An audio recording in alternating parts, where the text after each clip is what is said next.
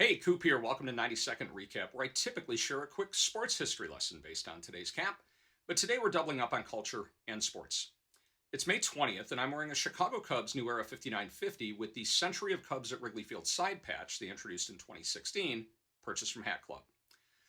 I feel like the second most popular Cubs cap logo after the standard Block C is the 1914 Standing Bear, used for only that single year. Although you'd never know it from how prevalent the Standing Bear is at Cubs games. It's everywhere.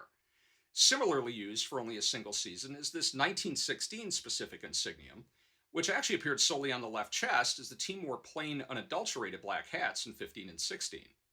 In fact, after 1914, the home caps wouldn't see any form of logo again until the 1930 season.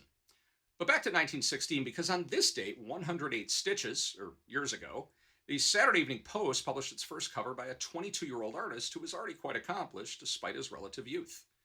The babysitter shows a couple of fellows mocking their buddy who's burdened with a little more responsibility than they have at the moment. Heck, from their attitudes, they could easily be mistaken for contemporary travel ball players. Norman Rockwell would go on to illustrate more than 300 additional post covers, some of which would memorably feature America's pastime. When you consider that Sport magazine didn't come out until 1946 and Sports Illustrated was a further 8 years afield, you can begin to grasp just how revolutionary the post use of color was more than a century ago.